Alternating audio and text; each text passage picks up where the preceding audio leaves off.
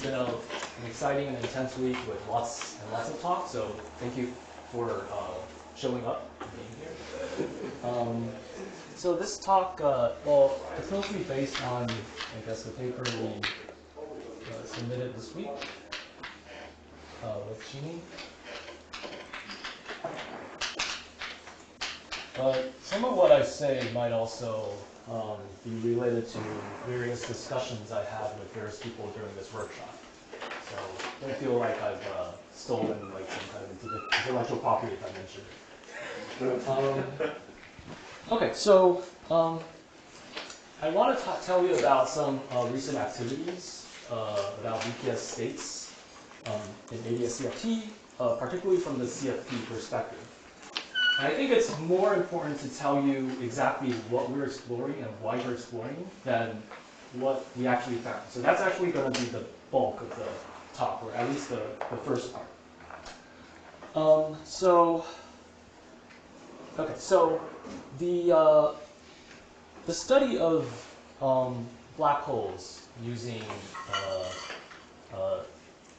string theory or indices, of course, the famous success is the Strominger-Roth law microstate counting, where basically one can match a SUSY index, look at the Carty regime, and match that growth with the Bekenstein-Hawking entropy of a black hole.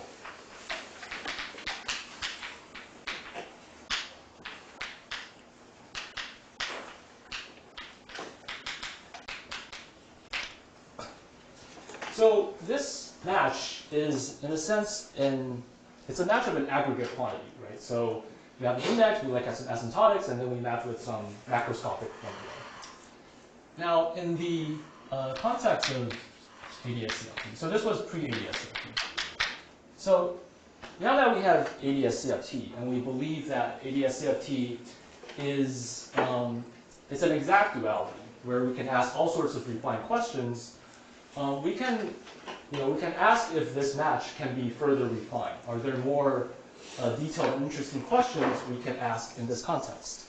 Sorry, are you assuming that the first thing can be embedded into ADS-CFT? Because they are not on the same logical footing. Yeah, no. I'm just saying that, yeah. So this was in flat space, and in flat space, I think it's not known whether that can really be described by some kind of unitary quantum mechanical process because of the flatness asymptotic. Wait. But the issue isn't that whether it's asymptotic flat. The issue is that I wouldn't call that.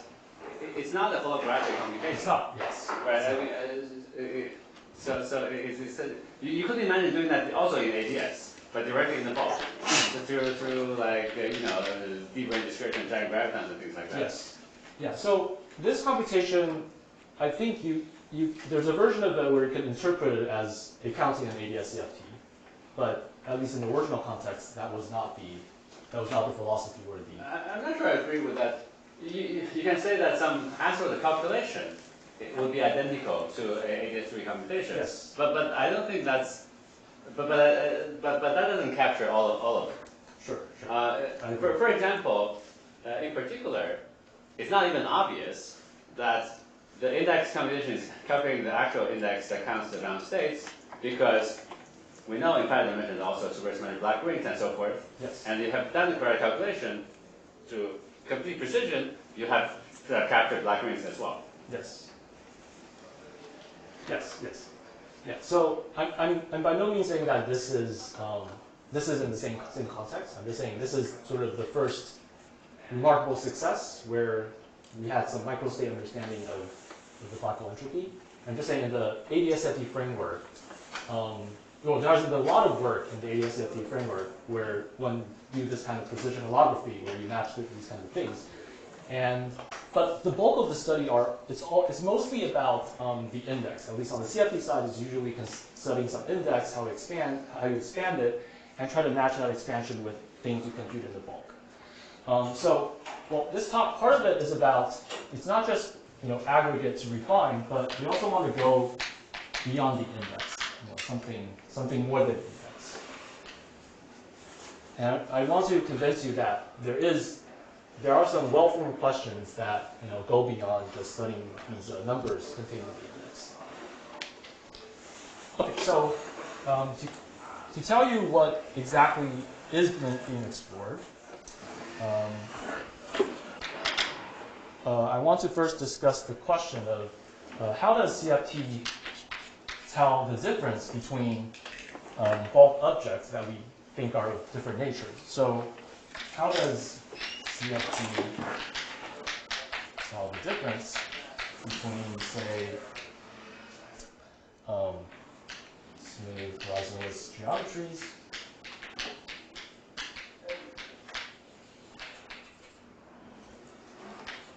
and things like black holes?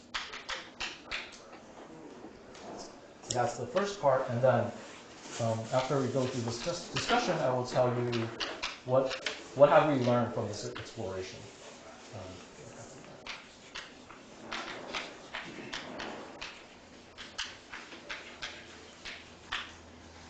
Okay, so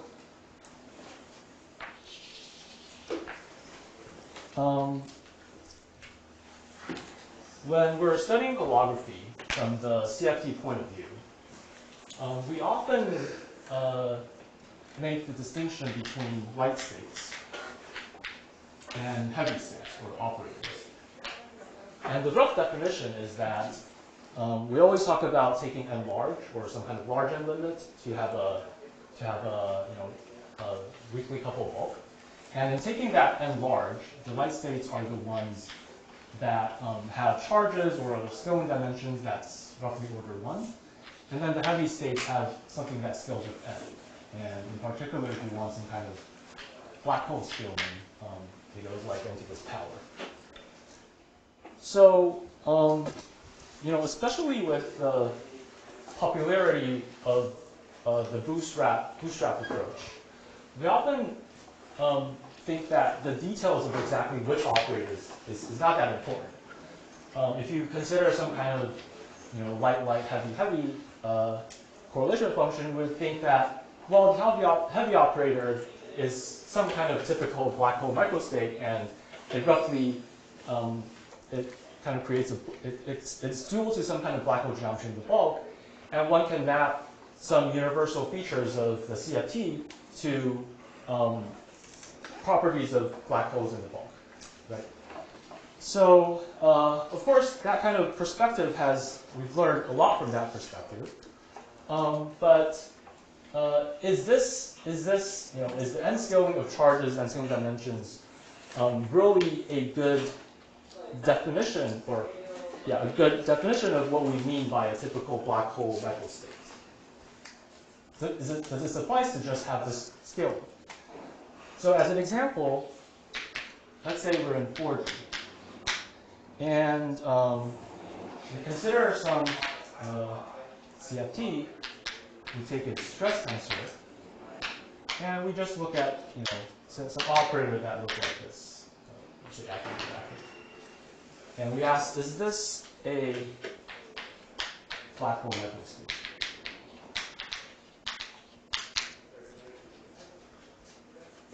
So, well, you might say yes, because if you take the definition of a black hole to be a mixed state, containing all operators or all states that have roughly the same charges or energies, then yeah, this should be counted in that mixed ensemble. Sorry, how is your normal ordering defined? Yeah, good. I thought you were going to ask about this. So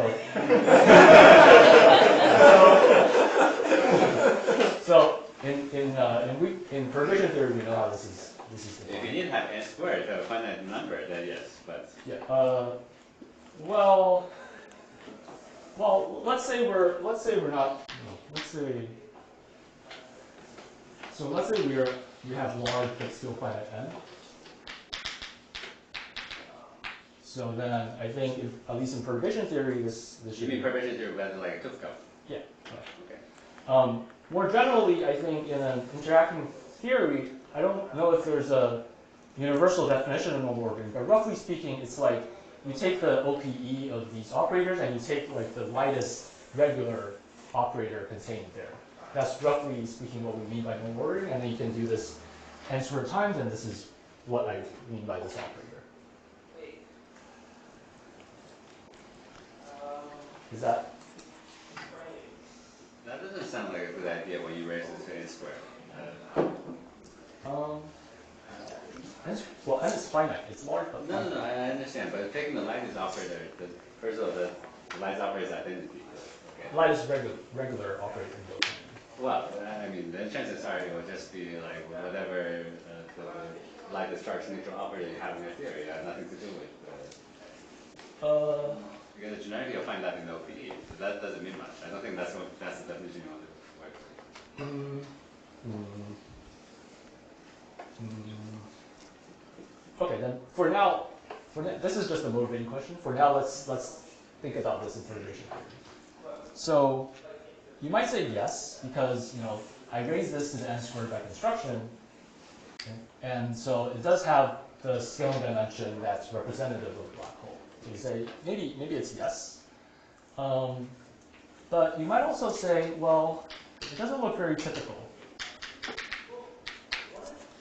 because when we think about this kind of normal ordered product, we usually think of it as being kind of like having some weakly coupled downstate of the individual constituents. So it kind of looks like downstate of gravitons. And if you actually take some kind of linear combination where it's the sum of operators that take uniformity to some power, then it also looks like some kind of coherent state of gravitons.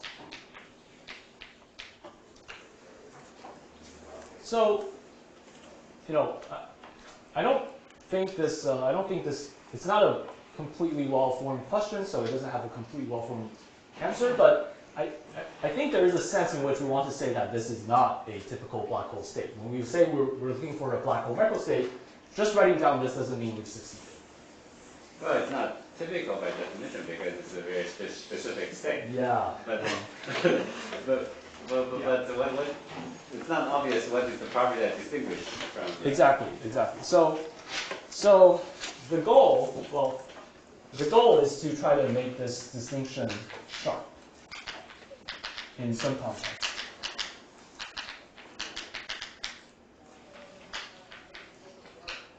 And this leads us to, yes? Yeah, sorry, just to catch up. I mean, what's wrong with just asking the CFT for something that mimics the causal structure, like what Mukund and Hongyu and I did? Well, if you have a black hole, you have a horizon. Yeah. And there's a signature of the horizon in, say, two-point functions of operators blow up, or, when the second insertion gets to the right time and so forth. What is the, I mean, so that's one way, of course, you could detect directly the causal structure, and that would detect the difference. But what is it that you're precisely after? Is it the causal structure? Is it the definition of the black hole you would do classically, or something else? There should be many different, I think depending on what your interest is, you might have your favorite way of trying to make this kind of distinction. And you can make some kind of, you can define some kind of quantitative criterion, but you could think about this causal structure, you can think about information theory, you can look for some kind of chaotic signature of chaos in such an operator. But I want to study this question in a context where it's sharpest. So I want to propose something that makes this just to sharpen this distinction between what we think of as a coherent state of gravitons or some condensated gravitons versus something that we really want to call a genuine black hole microstate. But the latter thing is, you define for us what you mean by genuine black hole microstate, or? So I think it will be clear as we go along. So yeah. Right. So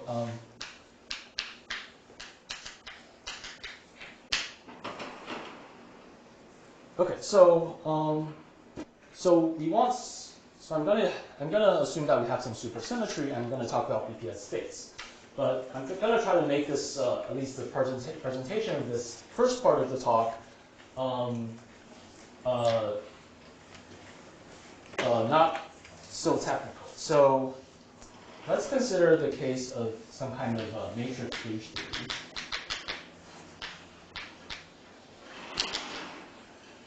Where you have some gauge field and then only adjoint matter. At weak coupling, let's say. And the favorite example might be N=4 super north. And in this theory, let's consider the some combination of dilatation and perhaps angular momentum or R charges, which I'm going to just use the symbol R here, such that it's basically the anticommutator of two supercharges, and hence H O equals to 0 is precisely what we mean by the BPS bound. So B O is BPS.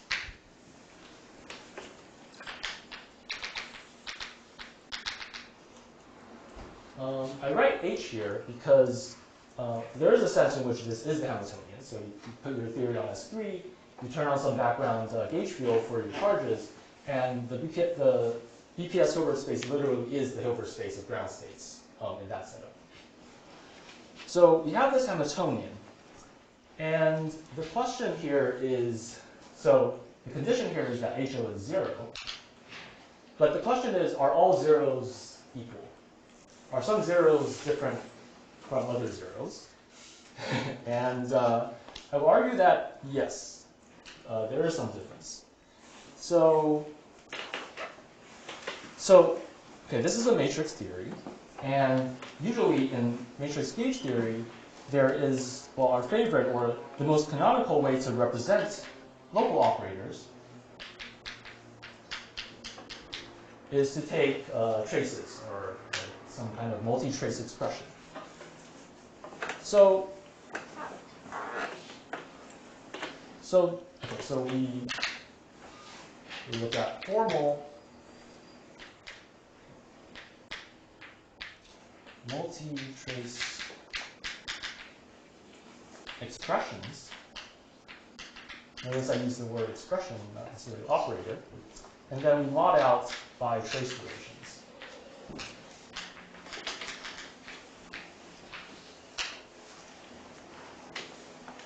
In this definition, or in this representation of the set of local operators in this theory, this part, the formal trace expressions, there isn't really an independence. It's the trace relations. All the non-trivial independence comes into these trace relations.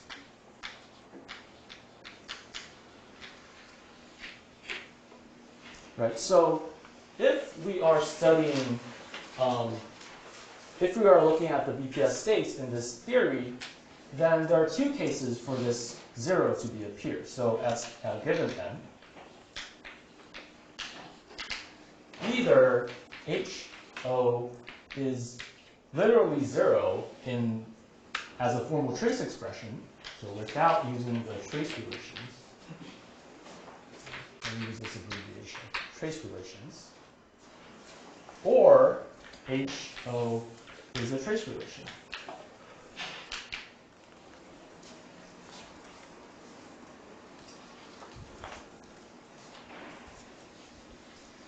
And why might we think that this distinction is important? This distinction is important because they have very different behaviors when taking the large n limit.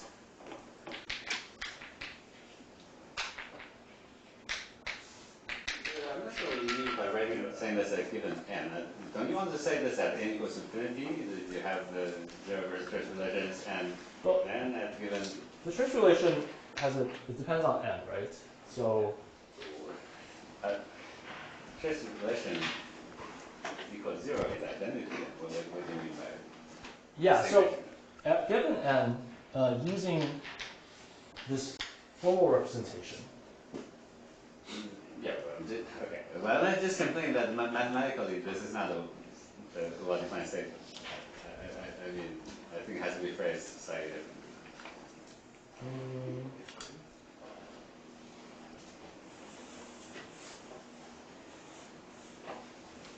And the trace relation is identity.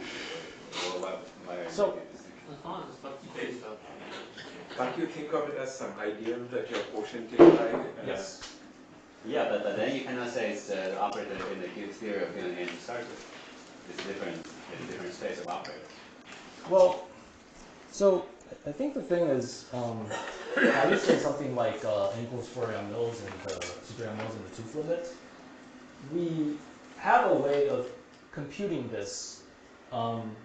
Say yes. So in the tooth limit, we have a way of computing this such that the answer is some kind of just the coefficients are some functions of n.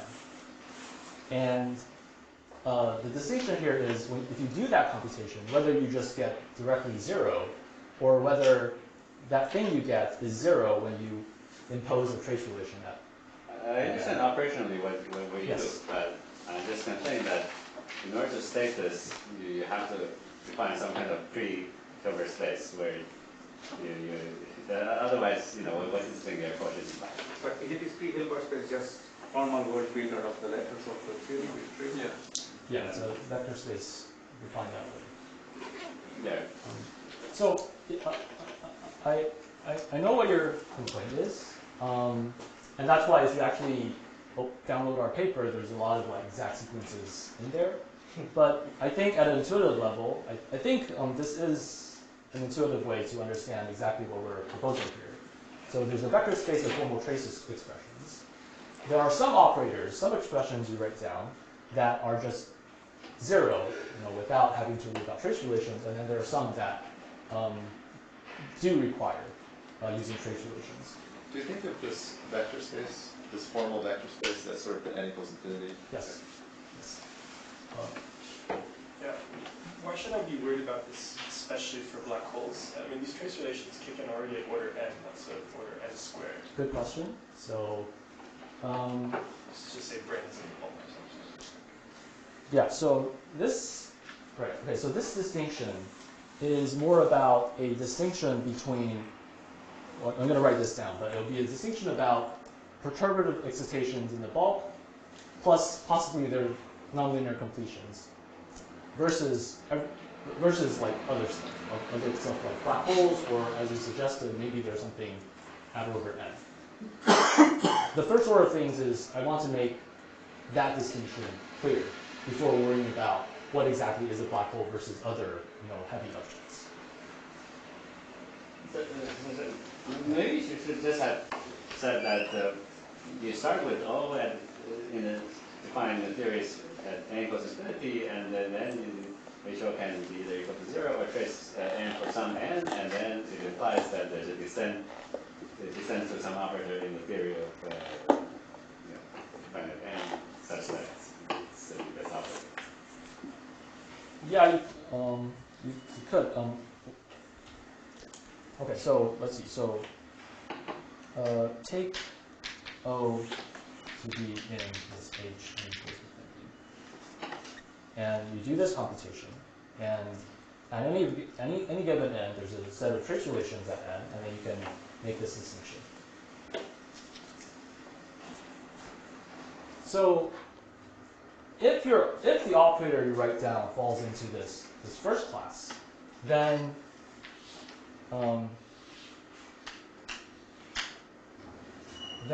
basically it is a BPS operator, at every value of n. So it might stop somewhere if at some point n is so small that the O itself is a trace relation. Then you say it doesn't really exist. So it might terminate somewhere. But it has to extend all the way to n equals infinity. There's just this infinite sequence. Whereas in the second case, so this is the first case, this is the second case. Whereas in the second case, even though it is 0 in the sense of being a trace relation at n, so let's say there's a state here, and the state here, the space of trace relations gets smaller as you increase n. So there's no guarantee that at n plus 1 it is still a BPS state. You could go down, but then again, at some point it might become a trace relation itself. So its existence is at either some individual n or some small range of n. It won't be this infinite sequence all the way to n equals infinity. And if one does sort of what was suggested, that you take this O to be some operator in the large n theory, and you compute the anomalous dimensions as exact functions of n, and you look at the anomalous dimension as a continuous function of n, then the behaviors are very different. So for the first case, of course, it's not hard to expect that. You just get a flat 0. The anomalous dimension just vanishes for all n. Whereas in the second case, you can get some kind of oscillatory behavior where it has to be positive. Yeah, so for all n greater than some value, it is not a BPS state. It has some non-zero anomalous dimension, but at some special values of n, somehow the anomalous dimension becomes 0. And sort of this picture is made us propose the names. So we call this monotone, which I think is pretty clear from the picture. It's flat, and so monotone usually describes the pitch. Pitch is the frequency. Frequency is energy. So it's a pretty suitable word to describe this. And then we decided to call this fortuitous because from the perspective of this curve, it seems that it just happens. It's like accidental that at some special values of n, it became a BPS state. So its existence is kind of sporadic or isolated. Yeah. What's the simplest example of this kind of state? What kind of state? Did you have a simplest example of this kind of state? The second kind? Yeah. Yeah. So in n equals 4, we found the first example like 2 years ago. So I'm going to tell you that it's actually much harder to it's harder to find than you might think. Okay.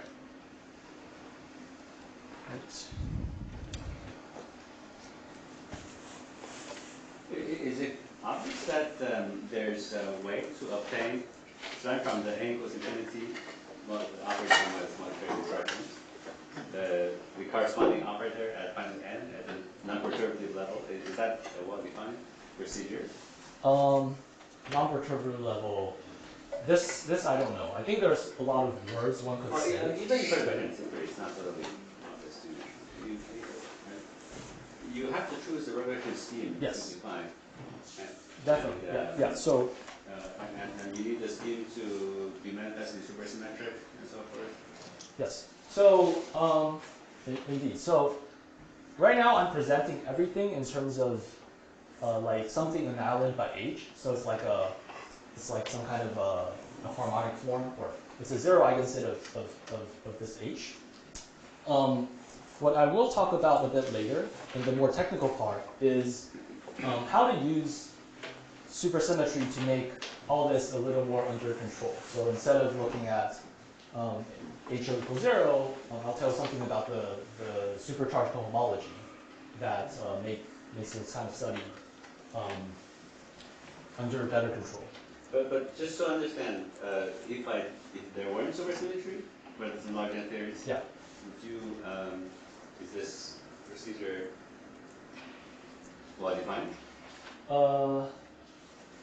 Well, if you don't have supersymmetry, then generically there won't be any ground states, right? So, Fine.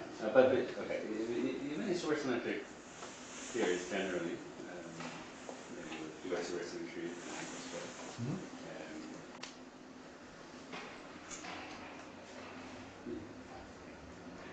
you presumably want to work in the regulation scheme that the regulation scheme first, that define an operator that respects supersymmetry. yes, yes.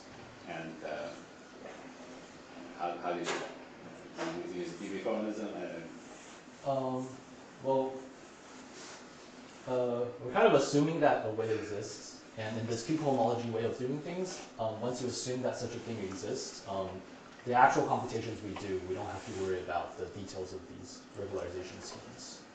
So I'm not saying that it's like fully established that there's no issue, but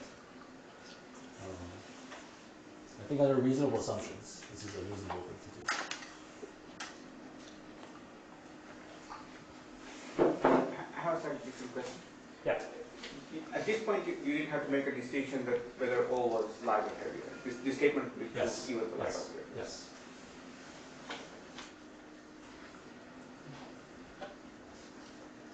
Yeah, so in particular, if you take O to be heavy, we're proposing, well, I guess I'm going to say it later, but we're proposing that this is a criterion to distinguish between something that you might say looks more like this, like some kind of graviton state, graviton condensate, versus something that's not, that might be a candidate black hole, like might be a genuine black hole microstate. So, I'm worried whether this assumption of the existence of supersymmetric regulation scheme that's compatible with the trace relations is actually a consistent assumption. It's not obvious to me. I mean, you might be able to prove that it's inconsistent if you find some corrections to this relation. I do understand your point.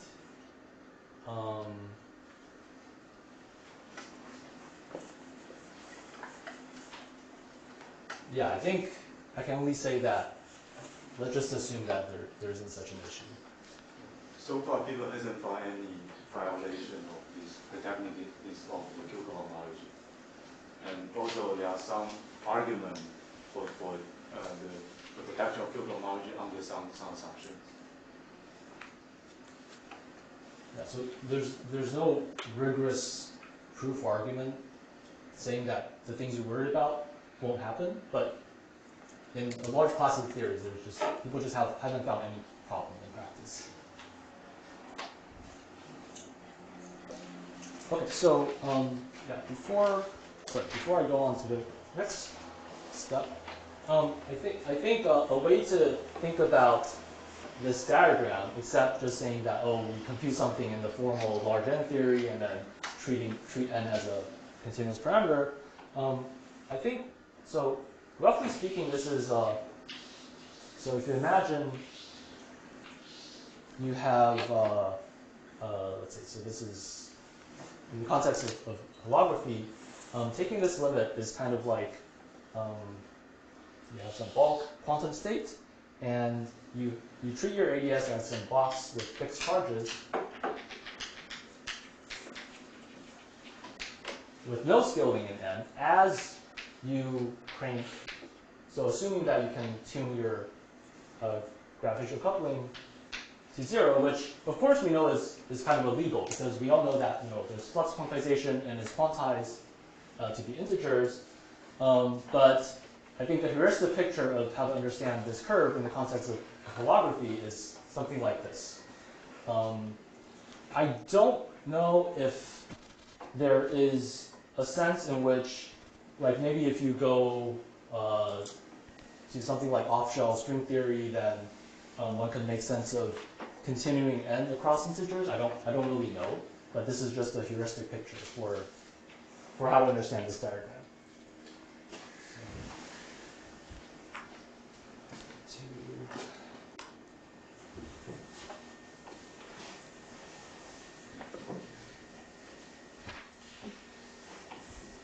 Is some naive ambiguity, just that as you go to finite n, you could imagine that the trace operator itself has some independence. Like, you could imagine some 1 over n corrections to the form of the particular operator that you want. Like, are you making a choice that there's no independence in any of the coefficients? No, there is an independence. So I was saying you work in, let's say you work in like a large N2 perturbation theory.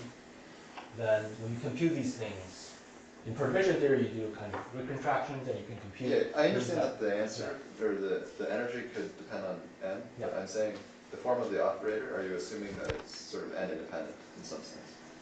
Oh, good. So this is kind of up to you, and this ambiguity is precisely why one actually wants to work on this Q cohomology instead of actually thinking about the full Hamiltonian.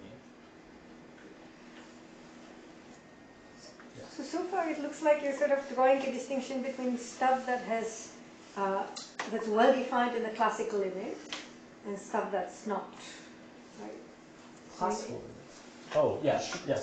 But then there are plenty of classical solutions which are not black holes. Yes. So there's. Yes. So.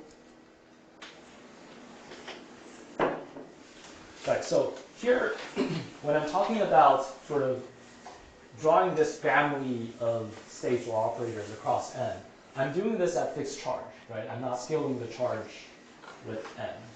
And you could consider a different sequence where you pick operators that have charges that scale with n. And in that case, the proposal that we have is that you might think you're creating something heavy with macroscopic charges, but one should understand them as still as sort of condensates of these perturbative excitations, rather than something like a black hole. So the good thing about this definition is that, as Mukun was saying, like there's no assumption about where the O is light or heavy. This is just the definition of the Hilbert space. And our claim is that, or our conjecture is that, you know, if you consider some sequence that gets heavy or has the charge scales with n, if every operator you pick lies in the first case, then one should understand that not as a black hole, but it should be some smooth horizonless geometry. That's the proposal. But where is the connection to the horizon? The horizon? Yeah, in this statement. Oh, so good. So well, if you, I think the argument. Maybe let me go on. So that's sort of the next part of the. Stupid question. The giant graviton is in the first category or in the second one? First. In the first. But the giant gravitons have an exclusion principle. You cannot exclude them too much. So. Yeah, but at least, for example, the half BPS giant graviton, that is part of the LLM solution, right? And yes. But why isn't it? It has the trace in the definition. So I would say it's in the second. I cannot have a giant graviton bigger than, when I have the existence of giant gravitons, which are of a certain size. I mean, I have to use the phase relation to rule them out. Well, sorry, the condition here is not, we're not saying that the operator itself is like a trace relation. We're saying that H acting on O is a trace relation. Right? Uh-huh. I mean, it's not. And H for the giant graviton, H to just be 0 because it's BPS, or H acting on the. Yeah. Okay. So, right, so, I mean, I'm always confused about, okay, so there are different, in the literature, there are different proposals for how to understand giant gravitons, right? Some people say it's a determinant operator in the theory. Some people say it's to correct trace relations. Like, you overcount without trace relations, and then it's to sort of correct it. But when, subtracting things doesn't really make sense in a, right? So you say you overcount, and then you want to consider giant graviton corrections that take into account trace relations, but I don't really know how to understand that as saying, oh, there's a state, and then we kill it. There's a state which doesn't exist anymore. I mean, it's not in the Yeah. spectrum which we have to use phase relations. So Yeah, but that's very different from, that's quite different from what I'm I saying. think it's a Hamiltonian actor. It's okay. Yeah, yeah. The trace relation here, the point is about what appears when you act by the supercharge or by A-ish. Okay. Yeah. I think I just have a pretty basic conceptual issue here. I mean, I would have thought if we want to distinguish these things sort of in the classical GR at large n, it's sort of, I mean, fortuitous and monotone look very different at large n, right? It's more that at small n, I would see these new BPS states appear. But at large n, these are not even going to be annihilated by H, Yes. right? Yes. So why would I even count them in the first place and like mistake them for contributing to black holes? So we don't have any, at least right now, we don't have any understanding of how to form infinite families of fortuitous states to infinite n and say that that is a natural family. So that's sort of why that's why it's called fortuitous, right? Its existence seems kind of accidental at a particular n.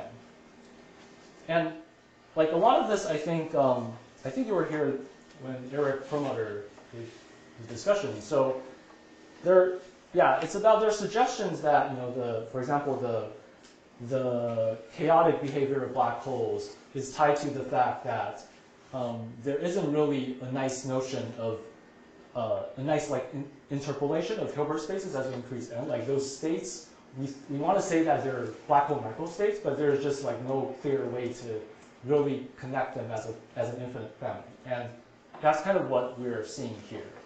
That at least from this picture, it's not clear what is the n+2 counterpart of this state. Right. Yeah. The vision is that most of the black hole entropy is accounted for by the fortuitous state. This can be pretty rigorously argued. I have a very simple confusion. So when I try to distinguish those two different class of states using Q cohomology, what happens? Say that I have QO is equal to 0. Yeah, so it's QO equals 0. And then the second class is QO is trace relation.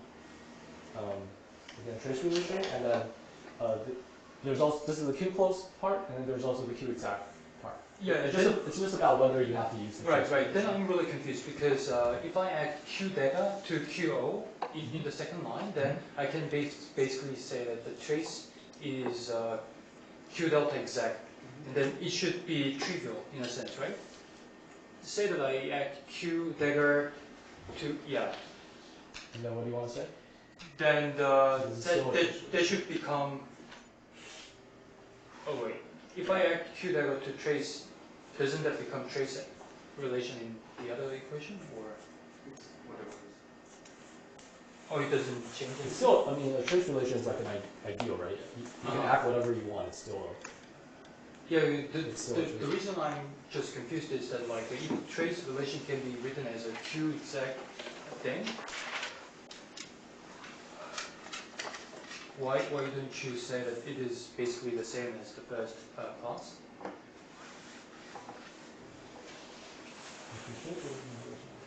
Say that you start with QO is equal to some trace relation, and I add further Q dagger to that equation, then the trace relation and the Hamiltonian equation can be written as Q dagger of some other trace relation.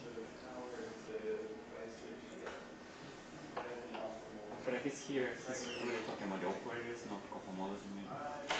sorry, I'm not quite sure what you're suggesting. You have this, and you get this. You want to say something is Q exact. So at the level of the equations, so maybe they look different, but if I say that the trace relation is secretly Q dagger of some operator, then if you're working in a supersymmetric theories, that's just trivial, right? Well, what do you mean by trivial? In what sense is trivial? The cohomology never involves Q dagger. Oh, I see. Oh, I was just wondering.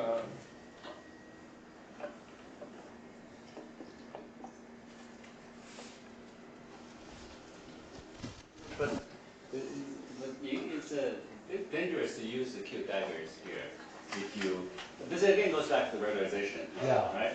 Because usually by supersymmetric scheme, we assume that Q acts on the operator in the same way as the classical supersymmetric transformation on the field would, inside the regularization. And we know that you cannot possibly choose Q dagger to act on it in the same way. That's right. So let's say just a little homology. You forget about Q dagger, just work with Q. That's better, assuming that scheme does exist. Yes, that's right. Yes. Yes, I know that the rigor of this way of discussing it can't satisfy you, but I wanted to give this discussion without having to first talk about Q homology and Hobbes theorem and all that. But this is not just rigor for the sake of rigor. It could be computationally just something can go wrong. I mean, I think it's important to know that you have a reference scheme that is compatible with both that supersymmetry transformation, at level the field is compatible world, but also has to be manifest with gauge invariance instead of trouble trace invariance, gauge invariance. What is the upshot with like the Costello's formulation of uniformism? Does that solve this completely? Because I think you have to use uniformism in order to do that. The regularization scheme. So,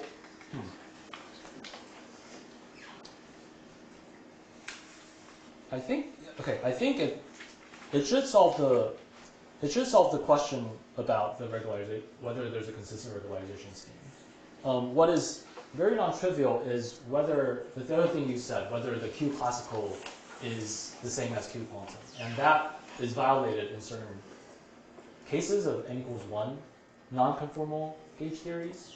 But as far as I know, Sorry, but doesn't that mean that it's not manifest supersymmetric? I thought just to say the scheme is manifestly supersymmetric means it doesn't just mean that. Okay, so I guess when I was asking that, I don't just mean that supersymmetry is preserved.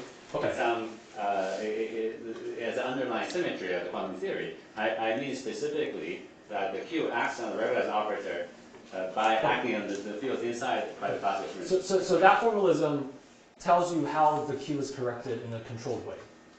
But it is correct. But it's just saying that if you assume it's not corrected, it's actually going to be a contradiction. So well, maybe Kaishan knows more, but from what I've heard, in n equals 1, if you just have a 40 n equals 1 gauge theory that's non-conformal, then there are explicit examples where it is corrected. But I think there's no known example where it's a superconformal theory, 40 superconformal theory, that this correction happens. But there's no proof that it doesn't happen. So I think it's still an open question, even that. But that formalism makes it under better control. Like there are certain things you could compute. If it vanishes, then there's no correction. Oh, sorry, it's 3:15. Should I? Oh. Yeah, keep on going. Yeah.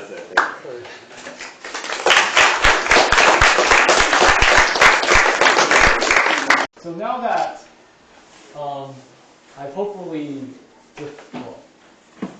defined for you this binary classification, two types of states, monotone versus fortuitous, let me state the main proposal. So, in the context of holography, the monotone states should be dual to light excitations, light perturbed excitations, such as can be in the context of ADS5, S5 can be gravitons, supergravitons, and potentially they're nonlinear completions. Whereas nonlinear completions could be heavy. Yes. Yes. So in the fortuitous states, well, they're basically just whatever is not monotone, but it should include a genuine typical, so to speak, black hole microstate. But there could be others. And we want to say that, well, part of the conjecture is that what is meant by this nonlinear completion is what we often call smooth horizonless geometries.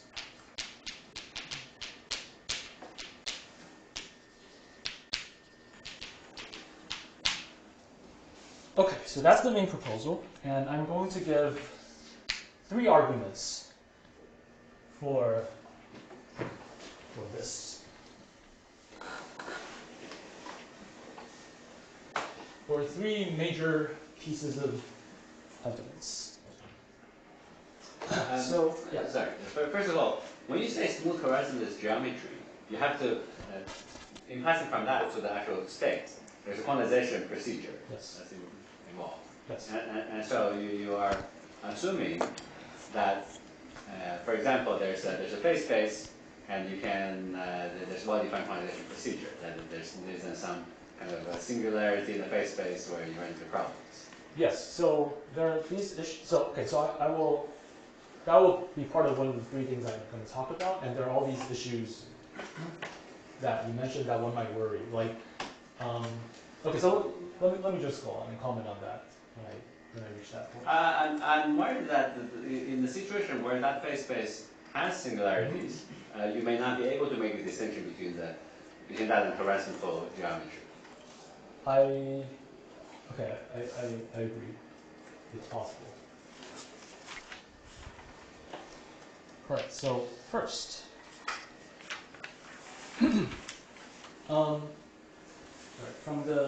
so the definition of monotone is that this thing is 0, where you can think of this as some kind of n equals infinity form expression without the use of trace relations. So it's clear from this definition that the Hilbert space of monotone operators at some finite n is, let me just use this symbol, it's like smaller than the Hilbert space, or the formal Hilbert space at infinite n. And yeah, so it can be smaller when, at the particular finite n, O itself is a trace relation. And what this is, this is just like the flat space limit. So this Hilbert space, from the ADS-CFT point of view, this is just a Fock space of 3 particles, light particles in the bulk. And one can, in specific examples, such as the duality involving n equals 4 superreal mills, one can evaluate this and get an explicit entropy, so a partition function and entropy. And this is just smaller than the black hole entropy. In terms of the n scaling. Sorry, do you need a subspace or a quotient?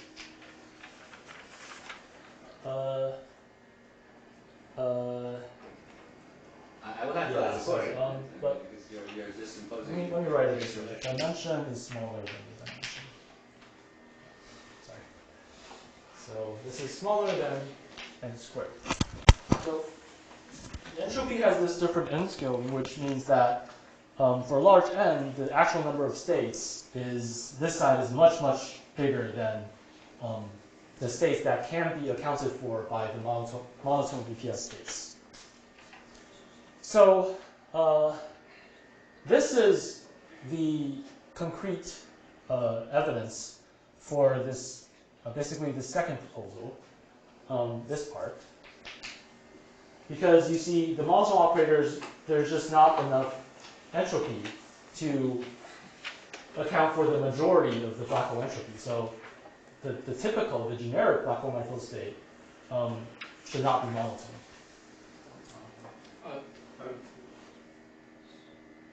Go ahead. Yeah.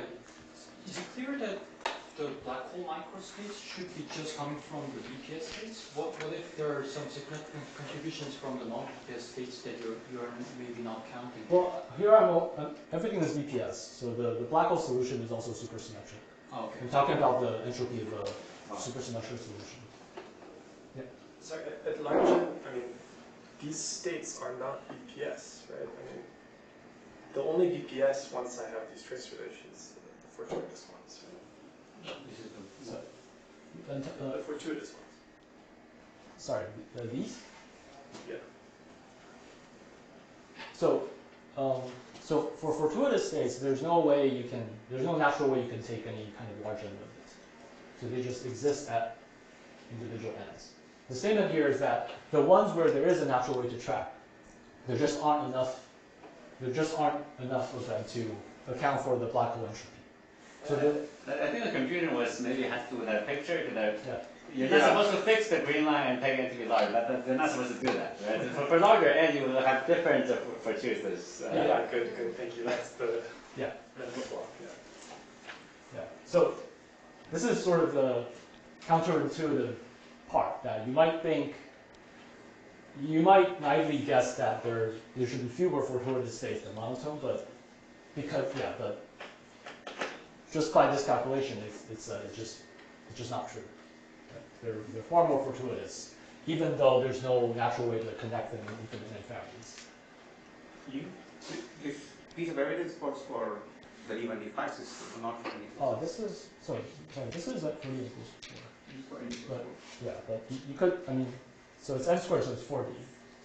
There's a similar analysis for D1, D5, but it'll be a different formula. The one by Masaki where you get n1 and 5 to the square root and np to the 1/4? Is that? Because when you are acting with momentum modes and this kind of growing operators, and then you have n minus 1s. So in the CFT, you can get the entropy of the D1, D5 system, for example, it's acting with various n minus 1 over n1 and 5. That's how you get most of the black hole entropy. But if you act with only with n minus 1s, which corresponds to fitting gravitons, then you get actually n square root of n1 square root of n5 and np to the 1/4, not to the 1/2. Is that okay? That'll be the analogous inequality for the D1, D5. Can I just make a comment that this is interesting if you think about like non-BPS, finite energy states. Naively, and consider this n equals infinity Hilbert space where you write arbitrary traces of arbitrary strings of matrices. There the issue is you have too many states. Because you have these, arbitrary words. So you have an exponential growth of energy. And so there what happens is the trace relations cut you down to the finite entropy. So here it's somehow the reverse, that the simple naive operators, you have too few of them. Yeah. Okay, I hadn't really appreciated the switch. Yeah, it's interesting comment. Okay, so the second argument is basically just so in this picture, as we said, there's a very natural way you could take the large n limit of a particular monotone state, and as we said, we're fixing the charges. We're not scaling it with n. So when n is large, you have the charge being much smaller than n, and you're basically it's just it's like some class-based limit. You just have a perturbative excitation.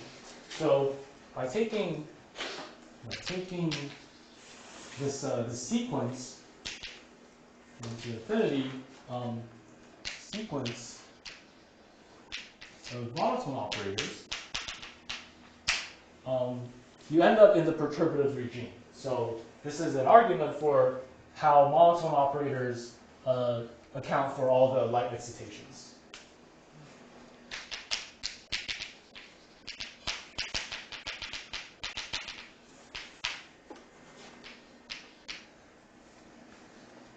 The third piece of evidence, and it's what sort of convinced us that there might be some truth to this conjecture, is that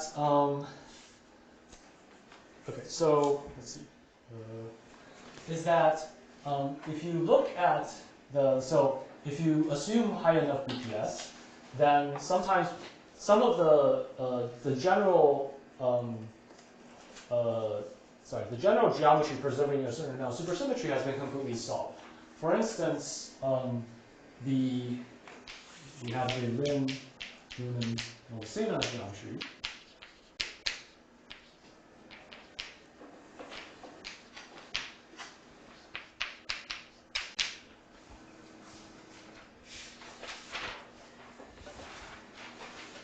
This is half BPS. And so this is just an example, but there are many cases where we understand the moduli space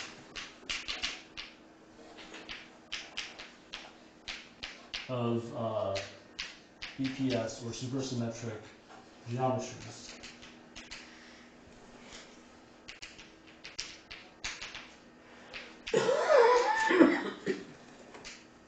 And when you have that, what is an honest way to calculate the entropy? Right. This is a classical thing. So, but we need some measure of a quantum entropy. What is our best way of computing that? Is to attempt some kind of quantization. And in this case, the natural way to do this is this covariant phase space formalism, right? So just to remind you, whenever you have some kind of Lagrangian description, there's a natural or canonical symplectic form on the space of solutions. Right, so do first. So there you have the supra-Lagrangian, so it has a Lagrangian. You can construct the covariant phase space, which gives you a symplectic form on the space of solutions, and then you can try to quantize it.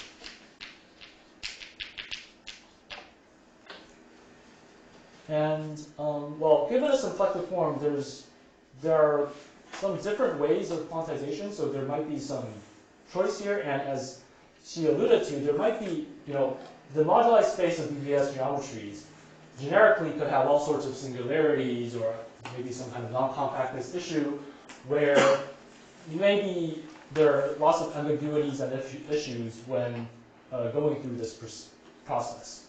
But it turns out that at least for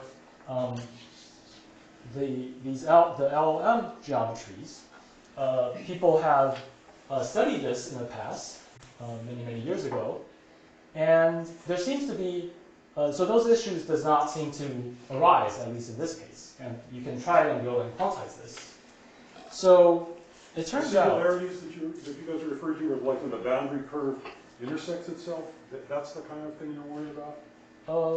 Well, so the general type of singularity might be, if you think about some kind of instanton moduli space, right, then you might worry that things like the zero size limit. Yeah, I'm just wondering in this particular example, like the LLM geometry is described by some boundary curve.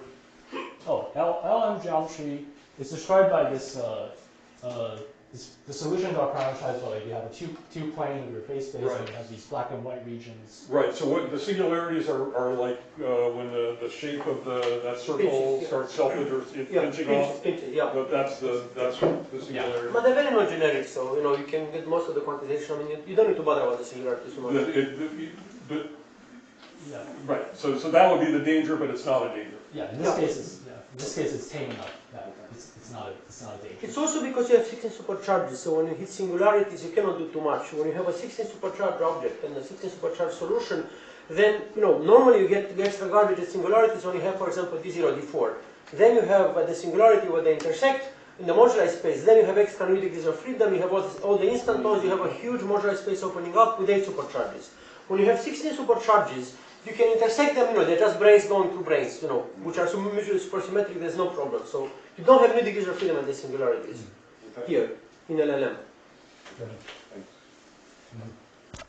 Yes, so with less supersymmetry, there are many things to worry about, and I think one just has to do it to see if there are actual problems or not. Or if there are problems, is there some natural or canonical way to fix it?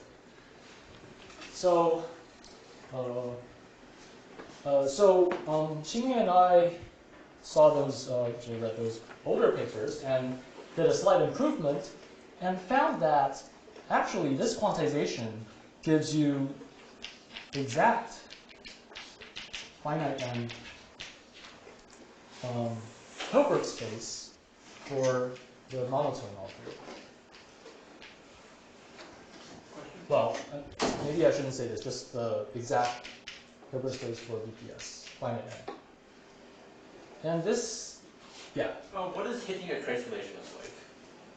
What is what? Well, if you have some monotone operator that eventually hits a trace relation for one of n, is it possible to see what happens in here?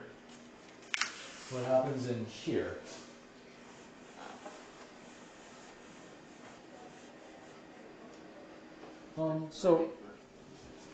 Well, in this quantization, what this n is the total area of, like, say, the black region. And this quantization is always proceeds with n fixed. So all the fluxes you fix, you look at the phase space with a fixed flux, and then you quantize. So, yeah, from that perspective, it's not clear that you can consider this kind of continuous or adiabatic process of varying n. So yeah, I don't know. So just to make sure that I understood your claim. So for half BPS, everything is monotone, basically, is that right? Yes. Okay. Yes. And the dimension is scaled just linearly with n, right? It doesn't scale faster than n. Yes. Yes. And where was this half BPS found? Was it in n equals 4 superangles, or was it? This is about n equals 4. So it's a sector, you put a huge angular momentum on one of the equators of the S5. So S5 is 6 equators, you put a huge angular momentum on one of them, and then this angular momentum, this graviton pops up into some defibrates, which then have a geometric transition into some bubbling solution. But it's all 16 supercharges everywhere. The solution has 16 supercharges all the time, everywhere, and both locally and globally. So it's a very supersymmetric solution. I see. So why is this third piece of evidence important? It's because, as many people in the audience have suggested, this is fixing charge going to large n. This is not like the only way to take a sequence of operators and take the large n limit. You could just choose a sequence that has increasing n, and how do we know that? Even if that sequence is really in here, how do we know that we don't end up with something that goes beyond the smooth horizonless geometries? At least in the half BPS case, you go through this honest quantization, and you find that you don't find anything extra beyond the monotone. You don't. So basically, this computation, this result, kind of. So let's see. So the part 2, roughly speaking, goes in sort of this direction, and then the third result is some evidence for the inclusion in this direction, and hence our conjecture that the monotone Hilbert space is precisely the space of quantum states in the bulk that you can geometrically think of as being created by smooth horizonless geometries. So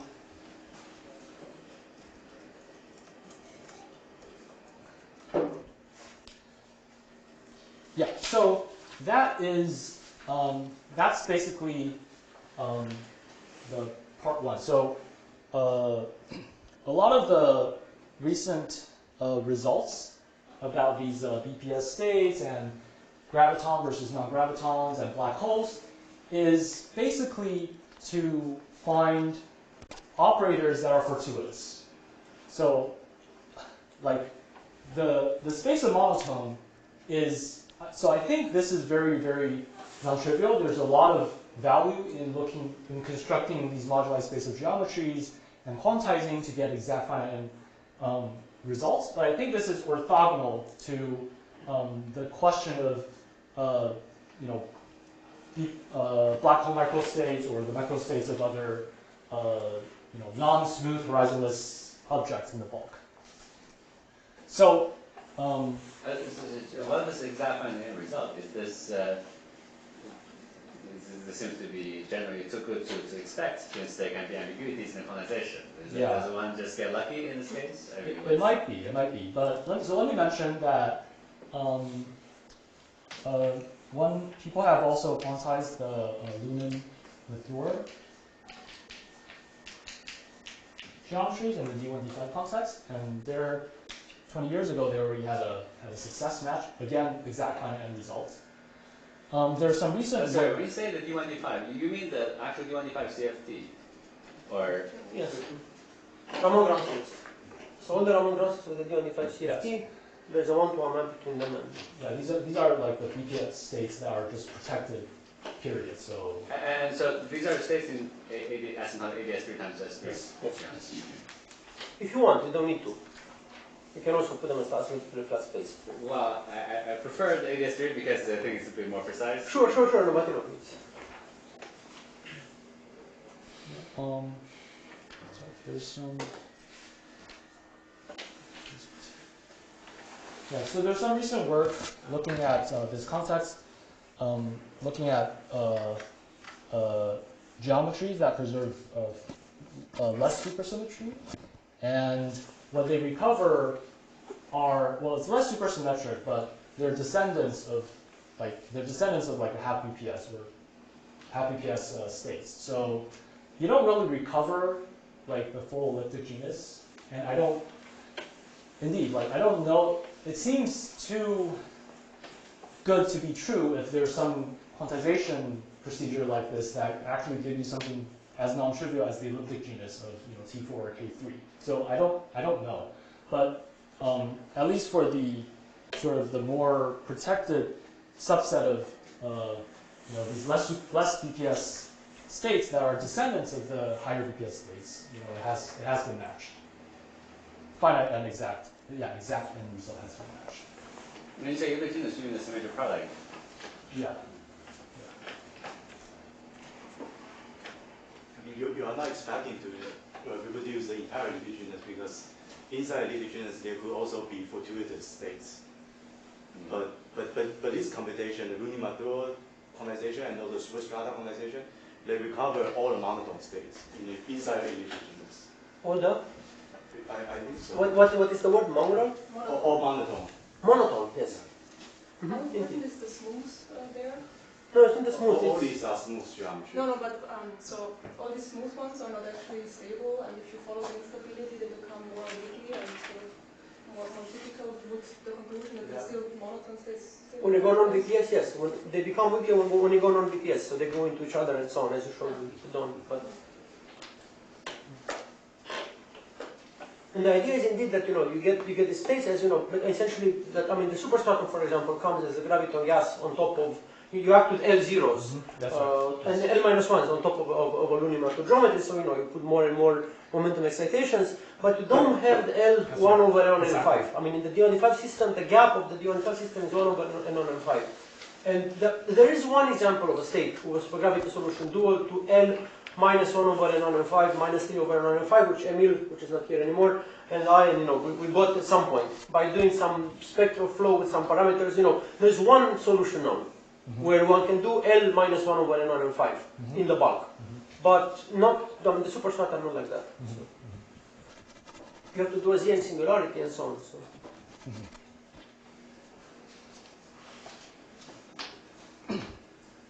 All right. About the D1-D5, when the Q1 and Q5 are not co-primed, is there some subtlety that you run into with this quantization or no? With this quantization?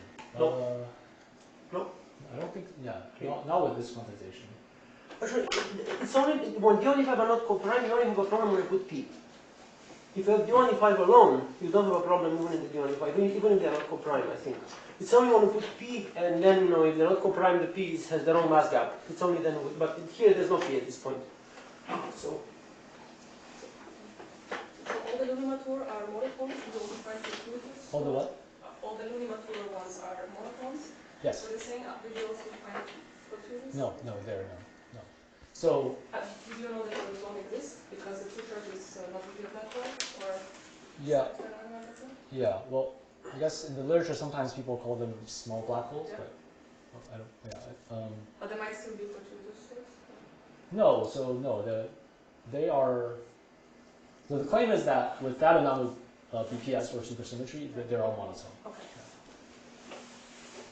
So I think the cases discussed are sort of purely bosonic. I was wondering if you were interested in going beyond and comparing to, say, quantization of less supersymmetric geometry and getting the elliptic genus.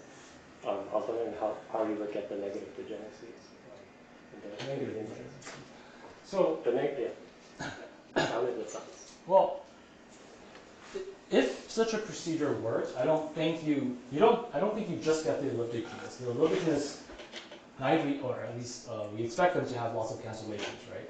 And there is a, so, okay, so maybe let me say this. So, you have some moduli space for the symmetric overflow, or V5, well, the symmetric overflow, and there's the free point, which is the free symmetric overflow, and the index or elliptic genus is something that's like absolutely protected, even if it's the same at the free point versus the generic point.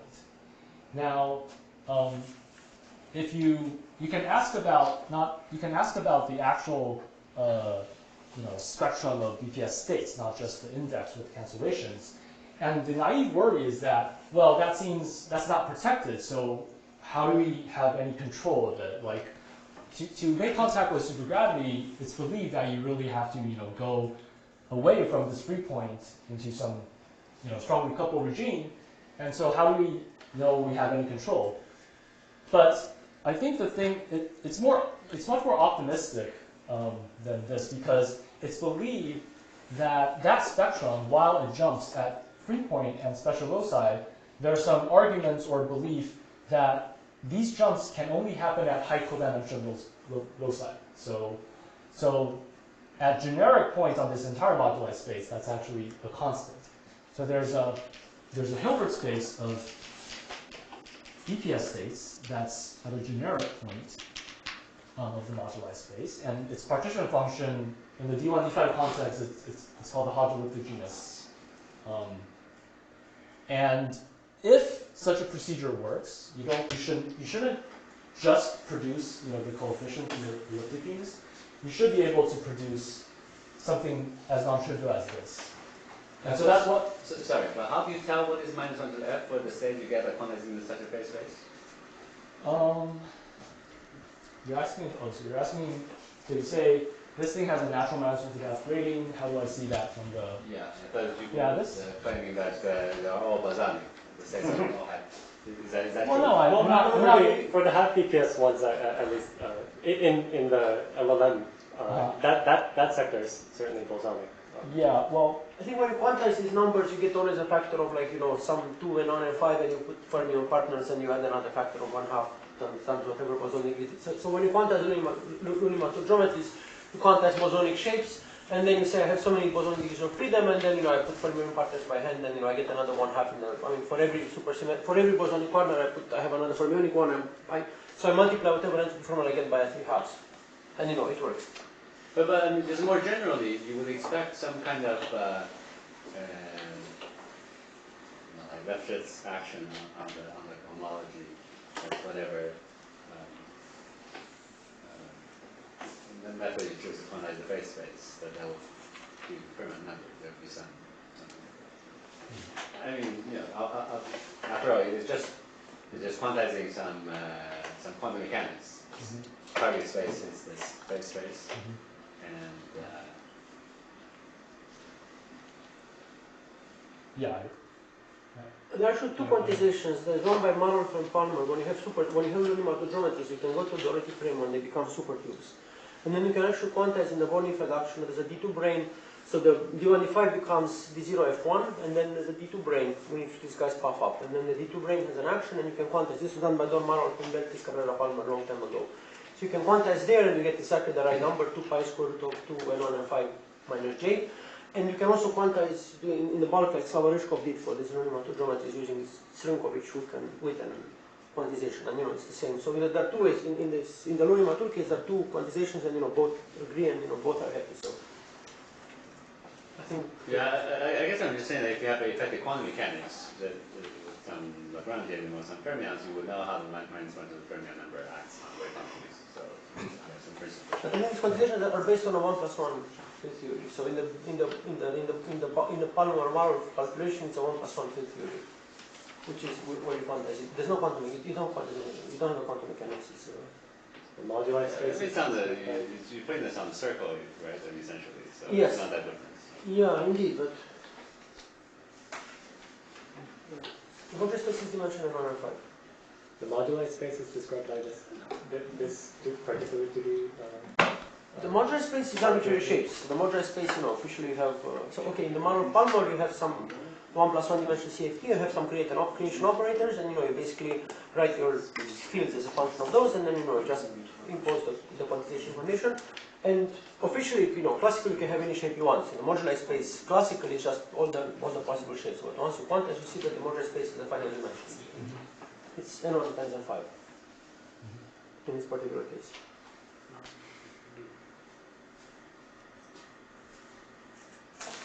Yeah, so there might be a way to keep track of -1 to f in a geometric way, but yeah, I don't know how to. Yeah, I don't know. So maybe let me just first say that I think this is something perhaps worth pushing a little bit more, like looking at as people suggested, this quantization of less supersymmetric moduli space of less supersymmetric configuration solutions. Maybe not even asymptotically ADS. Like maybe this is a way. If you look at the moduli space for different asymptotics, maybe this gives a hint for what might be the dual of that. And actually, so maybe you guys already knew this before, but I learned from Shilte's talk that the ground states of the BMN matrix model is given by this partition of integers.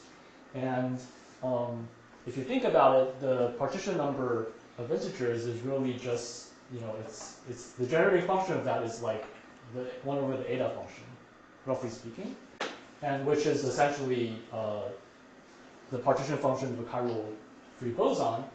And often for simple cases, when you go through this kind of procedure, in the simplest cases, what comes out of this kind of quantization is indeed you do get some kind of chiral boson or some kind of fermion description. So I feel like it's encouraging. I feel like this program is worth pushing a little more further to see what we could learn. And great. And okay. And can I offer a word of caution? This is the only way to quantize this space. If you try to quantize the ancient way, meaning put some motion on a moduli space, look nearby it, write some kinetic term and so on, it's death. I think I know people who, Liat Maus, for example, who was one student, she tried for 3 years and then she quit physics. So, it's really, don't try. It's really horrible. Even a super tube, like a 2-charge solution, naively looks nice. Normal 2D branes you can quantize them, no problem. Give them some energy, metric on the moduli space, the way D1D5 black holes are quantized and so on. But this the only way to quantize it is, as you said, they're phase space and symplectic form, and then you put the quantization on the symplectic form. Don't try to go of extremality and find the metric. No, you'll die. So warning for young people.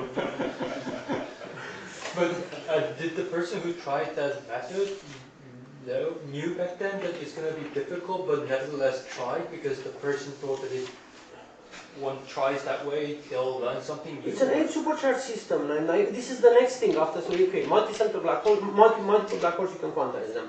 Even multi-center black holes are DNF. Even those you cannot do them by old quantization, meaning put some temperature, get the motion on the moduli space. I get the point. I'm just curious to know why that person nevertheless tried that difficult route. Oh.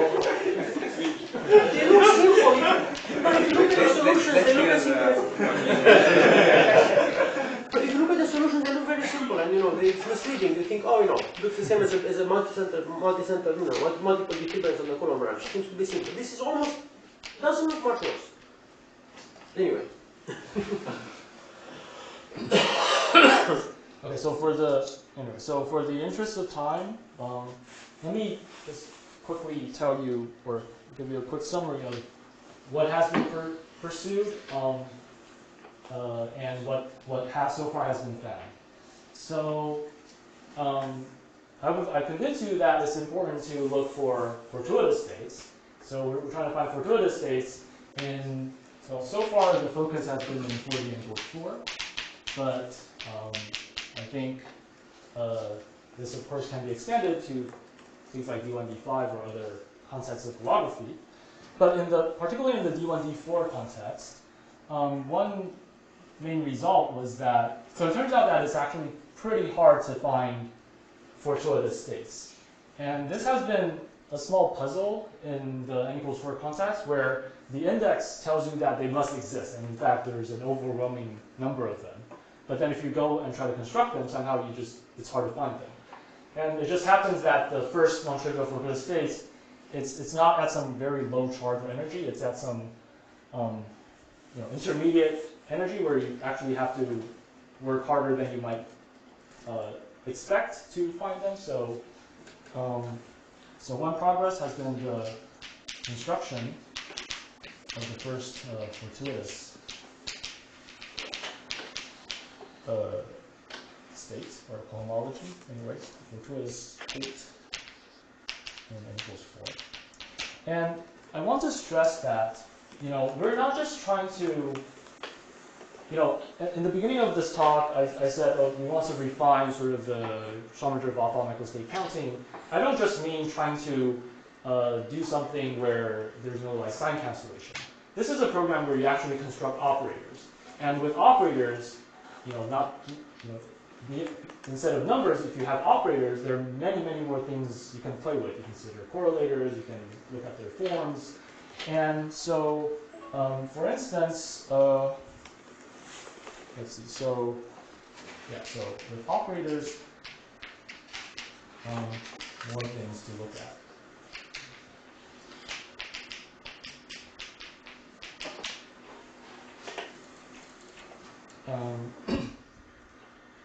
Right. And the second result, it's a bit of a negative result. So how many more have been found since? Oh yeah. So let me say this. So well, infinitely more. So there's some very nice work by the Clark, where first of all, so when we first constructed this state, it was on a computer. And it's in the sense of cohomology, so there's an art in how to choose a nice representative.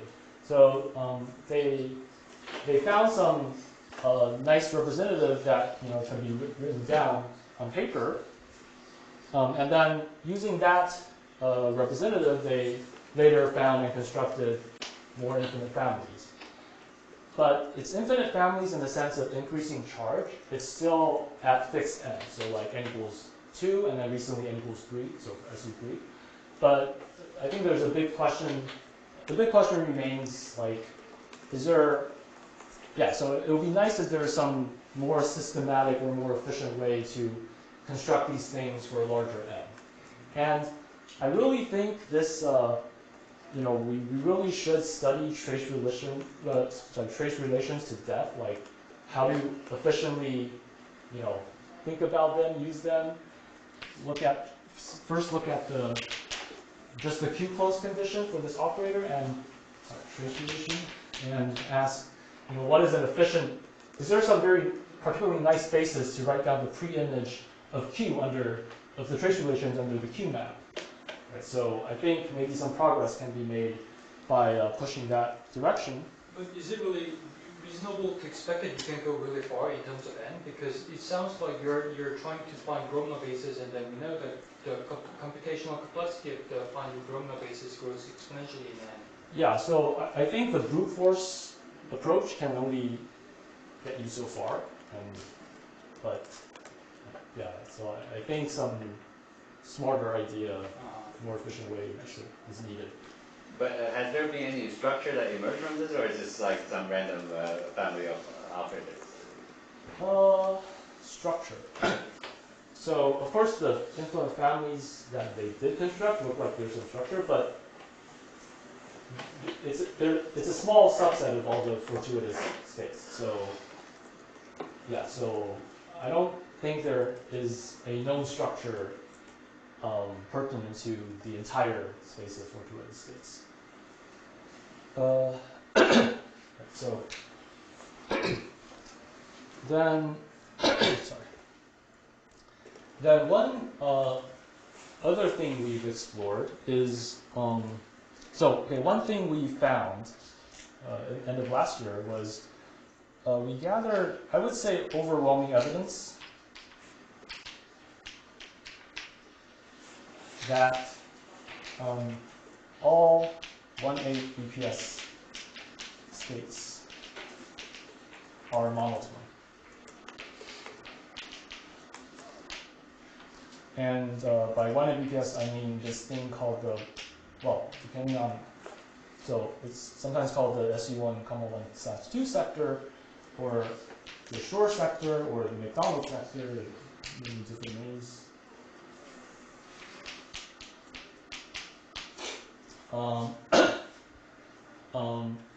So we gathered, using like different techniques, we gathered, I would say, overwhelming evidence that they're all monotone. So in particular, this suggests from this CFT analysis that there should not exist, stable 1A BPS solution, black hole solutions, macroscopic black hole solutions in AS5S5 in the supergravity. This is also true for quarter as well. Yeah. So is this consistent with what people have found about the index growth of the index? Oh, yeah. So good question. So in a paper from 5 years ago by Sok-Kim and collaborators, so it's the paper that sort of solved this. One of the papers that solved this puzzle about the black hole entropy growth and the Engels-Rohr superstorm index. They have some analysis of this 1A BPS, and they said they did some saddle analysis, and they said that they saw some n-squared growth. So initially, when we went into this, we were looking for fortuitous states, but then we tried very hard. We couldn't find any, and then eventually, I think our conclusion is that saddle point analysis has some subtleties, and we believe that there isn't that n-squared growth. And saying this saddle would not correspond to any gravity solution if we were to compute the index from a gravity path integral saddle point computation. Or maybe that saddle would not have to do with black holes because it's a complex saddle. Directly into gravitational path integral. So from a matrix integral point of view, it's not a valid saddle. Yeah. So it's not a valid saddle point. It's not a valid. Yeah, it's there are some discontinuity at that saddle point. The Hessian diverges. So one could question whether that's actually a good saddle point. But the gravitational path integral argument would also, that the counting for the 116 BPS states and gravitational saddle point is also a complex saddle. It's not the black hole saddle. Yeah. So that wouldn't by itself. Well, but the Hessian wouldn't diverge there. In the 116? Yeah.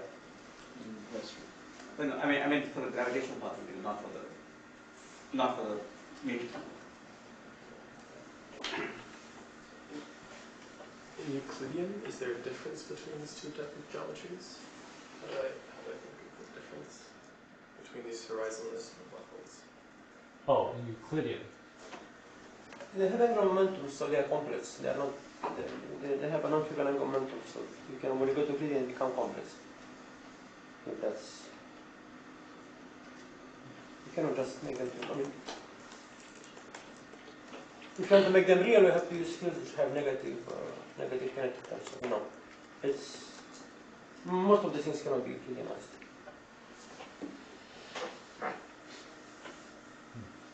And what is known about 116 BPS states? That's what he's trying to get. Oh, sorry. We've been holding him for. Well, yeah, this is 116.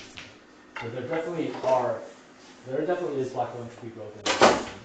And the statement here is that we believe that you have to be 116 to actually be fortuitous. Okay, so sorry, it's a bit going, maybe not saying things in a very clear order, but I do want to mention that when I said that, there are these operators and you could study more things. So there's a very beautiful paper by Kasia and let's see,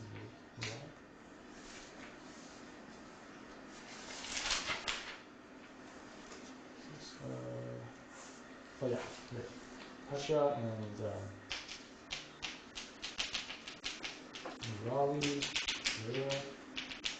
where they look at this particular operator together with all the near BPS operators with the same charges, and they worked precisely in sort of this formal trace representation where you can really compute things as like functions of n, and they look at the behavior as you change n.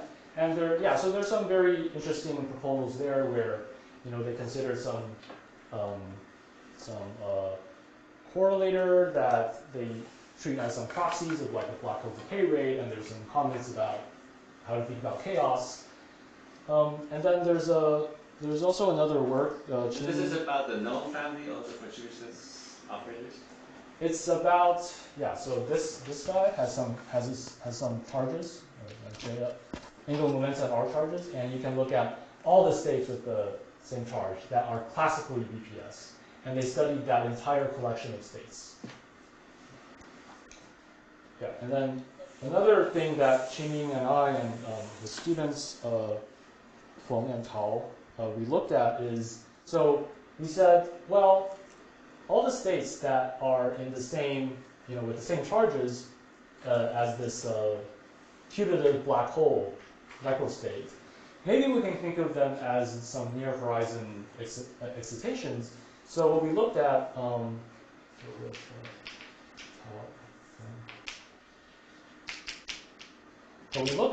is the one loop of boundless dimensions.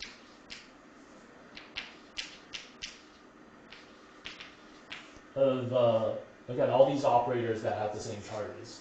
And so we again looked at some statistics of these one loop of boundless dimensions and try to look for hints of chaos.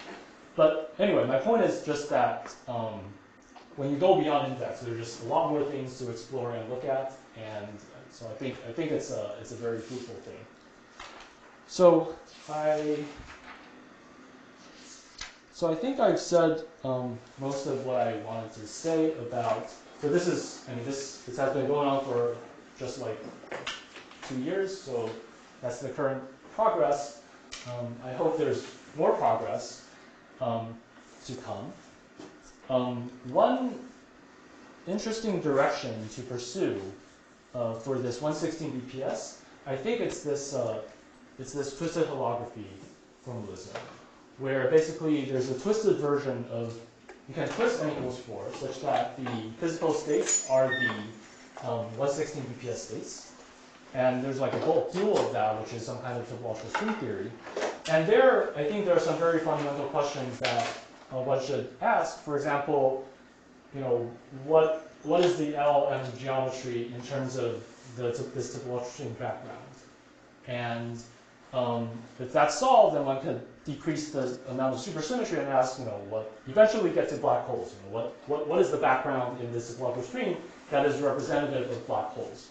So this might be potentially I wouldn't say solvable, but like some model in sort of this 4D ADS5 CFT4 context where we could really have something that is simpler than a full-fledged n equals 4, but yet contains rich black hole physics.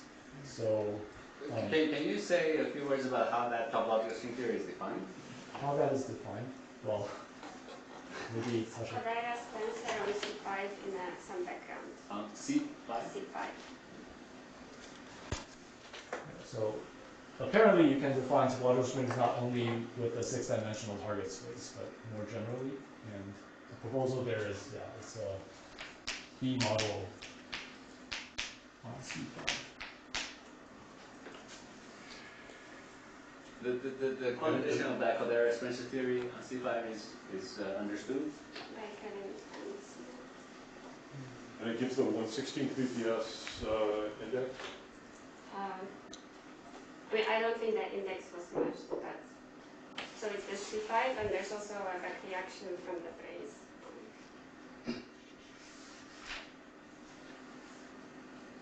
So there's the bulk, and then you put in some B brains, and let them back react. Yeah, so you put D3 brains, and they source a field, but this field is not a Beltrami differential, so it will not deform C5. So it's still C5, but there is a background field. Oh, I see. Then isn't it more reasonable because like you're basically starting from fully flat 10D string theory, and then you're just looking at the subsector, and then you're now putting in some topological brains, so you should be able to do such. Sorry, but in what sense is that a bulk description? I mean, if you need to put the brains in as opposed to, so that's like saying you have a D3 brain in flat space. No, but then instead of these brains, you have this background field. So flux. So there's a background field of the ADS, and then you have the background field of the black hole, or on which brain? We're not in, it's just C5, and there's like a polyvector field sourced by the brains. But at level of the Caldera expansion theory, what is the role of this brain or flux? So for example, it introduces non-commutativity in the directions where the brain were. You're saying it's not even just a conventional Caldera expansion theory, but there's a modification of the action? Yes. But what's the relation between this and, this is a background of some D3 brains on which I have giant gravitons moving around. I mean, what's the relation between just this setup, which I was talking about, all this? I think that's the question I was saying that's worth investigating. Ah, okay, it hasn't been done. I thought she was talking about this system done for this system. No, I think so. For example, I think the simplest would be just look at half BPS, right? Ask what's the background and what's the deformation of the Caldera sensor theory that corresponds to LM. And I think Kasha was mentioning that an idea is just to, think about the construction of this via brains, and then maybe do something similar there. Put a brain, and then think about the back reaction onto that Caldera sensor. But this doesn't have a construction. The LLM geometries don't have a construction via brains. There are geometric transitions of a bunch of brains. Right. So well, a subset of these have some constructions via brains. No, all of them have, but when you put a lot of brains, then you have a bubble which becomes larger, and you have just geometry. You don't have a brain. The brain description is only valid when your geometry becomes very right. So the back reaction is important. I think we're just. But I don't think you can. So the problem is here you have global ADS. To get giant gravitons, you have global ADS. Global ADS you cannot get it from the back reaction of a brain. If you put brains, if you put the three brains, you always get conquer ADS. If you want to get global ADS only comes from a geometric transition of a super mega big amount of D3 brains wrapped in an S3. Then you have a geometric transition, and then you get global ADS. But you cannot get global ADS by back reacting brains. There's no global ADS does not come from just have some brains and in the near horizon you get global ADS. I think in this C5 description, we're not really trying to get ADS, right? But you need for the LLM geometries. How do you get LLM geometries without getting an ADS? You need an ADS times S, and you need an S to have a field that such that your gravitons can polarize and can give you this LLM geometries. Otherwise, well, I'm just saying that it's not clear to me that the incarnation of those ADS geometries in this topological theory is anything that resembles ADS. Okay. Yeah. Okay. Yeah. So just to understand, this modified Caldera expansion theory is supposed to be the analog of some kind of covariant version of closed ring field theory, ADS times 5, right? And now, is it clear that I guess the A part maybe that's defined perturbatively. I don't know if it's defined non-perturbatively, but is it clear that it can actually capture the 116 BPS black hole microstates as opposed to more like describing the solution of the black hole, but maybe in the full string field? It's supposed to be dual to the holomorphic twist of n plus 4. I understand that, but you can also say that the type 2B supergravity is still to equals for super Mills, but that doesn't have enough information to capture the black hole microstates. It just describes the solution of the horizon. No, okay, we don't know. But when you do the twist, do you retain all the chiral structure of the N-force pair mills? Chiral. Yeah. And then... Sorry, what do you mean by chiral structure? Yeah, like chiral algebra and all. And then if that's the case, isn't it also possible to basically what I'm asking is that when you construct such a 116 BPS states, you're just writing down the general chiral operators and then see whether or not these are exact under some supercharges, right? I think they're not just chiral. Not just chiral. So I don't. So I'm not sure, but so there's a holomorphic topological twist version of this, which corresponds to the the chiral algebra for the supersymmetric field theories. But that would only capture 1/8 BPS states, which I believe has no black holes. So like yeah, so like but if you want to have 116 BPS states, do you then also include some other sectors in the enclosed for square unknowns? If it's not other states, yeah, like other states. If you cannot construct 116 BPS states using holomorphic variables or holomorphic operators, then how do you expect that you can do That's that? our point. That's our point. Because when you could construct them using holomorphic variables, then it will be like L-1s acting on the 6, and then it will be on these monotone states, right? I think if I understand correctly. Wait, then aren't you somehow saying that like you cannot get 116 BPS from topological strength theory? No, I mean, Kodaira Spencer is like, it's not, the worksheet is topological, but the theory is holomorphic.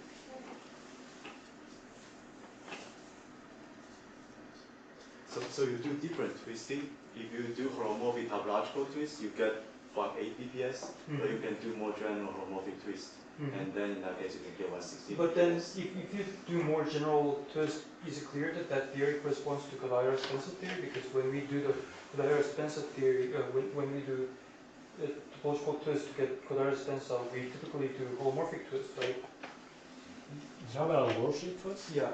But I think we're talking about the twist in the twist. Oh, okay. There are two things which are missing in this thing. First of all, the fortuitous states, do they reproduce the entropy of the, I mean, for like the right values of things, do they reproduce the entropy of the small black hole? The small black hole? Of the 1/16 BPS black hole, of the Kutovsky black hole. Well, that's almost by definition, right? So, well, I mean, all states are either monotone or fortuitous, just in definition. No, but I mean, the ones you construct, do you have enough to reproduce the entropy of the small black hole? That we actually construct? Yeah. No, not at all. Okay. And the second question is, how do you want holography to function in this thing? Because on one hand, the 1/8 BPS state, there's a nice, beautiful one-to-one map. There's one state on the boundary, one geometry in the bulk. You have a beautiful one-to-one map. On the other hand, for the 1/16 BPS state, you are constructing some of them. Why do you want them to be dual? Why do you say that they have a horizon? They are dual to, I mean, there's a black hole solution which exists for the same charges as them, but they could be dual to something else. Good. So yeah. So I'm not claiming that we have the answer to what is definitely like a black hole state with a horizon. This is sort of this step is to separate out monotone versus fortuitous, and as I said, the fortuitous it has to account for the majority of the black hole entropy, but I'm not saying that everything is black hole. But the question is, no, but given one particular fortuitous state, there are many ways to test whether it will have a horizon or not. Okay, yes. For example, the black hole horizon is spherical, it doesn't have any multiples. If you look at the multiples of the Kutovsky black hole, there's a very clear structure. Okay. The black hole, for example, the multiple structure of black holes, curve, for example, has mass, even multiples are all finite, all multiples are all zero. So it's a very clear comp, like finite zero, finite zero, finite zero. If you take a random fortuitous state and you compute this kind of expectation value of something in that state, you'll not get zero. So you cannot say that one particular fortuitous state you are constructing is dual to a horizon. There exists a black hole with a horizon which counts all of them, sure, but the individual dual of one particular fortuitous state does not have should not have the symmetry of the black hole. Can you calculate that? Can you calculate, for example, some expectation value of something which in the bulk, in the black hole solution should be zero, and in your solution is not zero? Is there a calculation which one can do? And in particular, why I'm asking this question is very important to understand, because, okay, those would be your black hole typical states. Okay, the black hole comes from some ensemble averaging over them and describes the statistical properties, but the question is, what's the difference between the black hole and those. Is it 1 over n? Is it 1 over n squared? You know, for example, if you look at some sort of multiple which is 0 for the black hole, is it exponentially decaying? Is it, how does it go? And this is one of the questions which, because in principle you have some of the states in the bulk, on the boundary. And can you calculate, for example, how They have it for like n equals 2 or something. sorry? This has nothing to do with N equals 2 or n equals The states have been, right, if I understand correctly. The bulk has not been constructed, but the states have been, right? For n equals 2, like SU2, Small SU2 n. gauge theory. SU2 bloody gauge theory. Oh, okay. So 1 over n. I think this question has many, many different layers. Okay. And I think you're asking about something that's very, we're still kind of far. And so, like, even at the level of the index. I'm sorry, it's not the SU2 which matters so much, it's the angular momentum. I mean, you can put a lot of angular momentum in SU2, right? But I think complaint is just that when n is really small, it's not clear that you really have a sharp geometry, have a sharp horizon where you can reliably probe anything to say where there's a horizon. Okay. And, yeah, I'm not sure what the full philosophical understanding of this is, but like people often say if you just have a single state, like a pure state, then the bulk dual doesn't really have a horizon, even though you would say it's a typical. I don't really know. It depends on There could be some kind of self-averaging property. Yeah. I think outside the horizon, we would say a typical high energy state is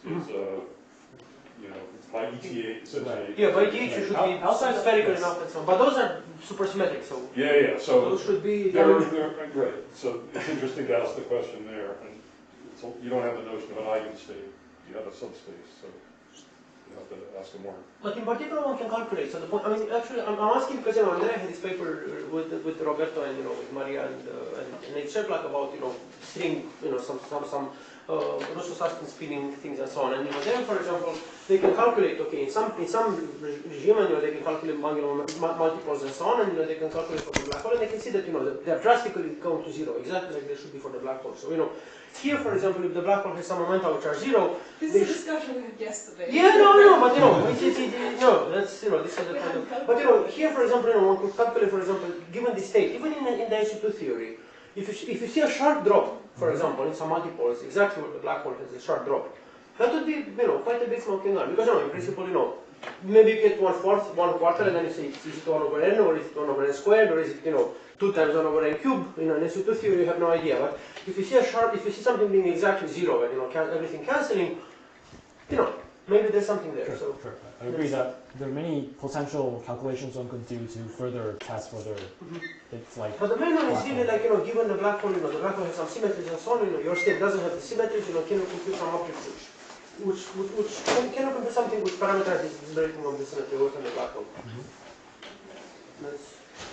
I think this book. I don't know. It may be even doable. So I don't know. No, I'm just. Well, can I make one comment about that? That I guess technically this expectation value, I think it's probably not protected, unlike the dimension of the operator. Bloody hell! Because it's 1 over 16. Yeah, because it's 1 over 16. That's true. So you might need to do the strong coupling. Yeah. Well, in real time, may I suggest that you conclude and then. Yeah. Okay.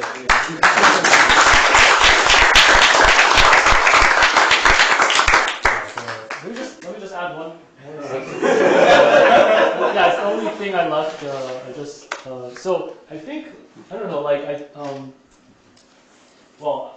I think all this also motivates us to think a bit about again the meaning of n. So we're going to talk about what is n, but I think the relation between states or operators across n, I think it has always been a confusing thing to me. Yeah. So I don't know. If you have an abstract CFT, how do we make sense of the connections across n? I don't have a full answer, but there are some ideas that one can pursue, right? We've learned that, for example, large charge expansions, operators actually form nice families. Maybe that's a way to think about how they're organized. And also, like, just thinking about the, does it make sense to treat n as like a complex variable? Like does continuous n or complex n have some well-defined sense? For instance, we often talk about like we say that if we know everything about the CFT at every n, then we can extract the 1 over expansion or an exponential corrections and match with like bulk computations from like frames or instantons, all that. But it's not clear to me that with this discrete set of data that such a continuation or such an expansion is uniquely defined. I think one interesting idea I've discussed with a few people here in this workshop is that I think at least the 1 over n expansion part, there's a way to define that without having to think about continuous n, which is just to take the limit of n large of a finite difference. So imagine you have some quantity that is like 1 over n plus blah, blah, blah, and there's a coefficient here. And if you just pretend that this is a good expansion, then you can define n as some kind of limit n to infinity of n 1 over n plus 1 minus 1 over n, and then this quantity f of n plus 1 minus f of n, and just take this limit. We only need the discrete n data to define these things. And then maybe for some quantities you look at, this is well defined, and maybe there's some kind of resurgence techniques that allow you to study the non-perturbative corrections. And I just think that this, the structure of n away from this these integer points, discrete points, it might be something worth thinking more about. So yeah, that's the last thing I wanted to say. And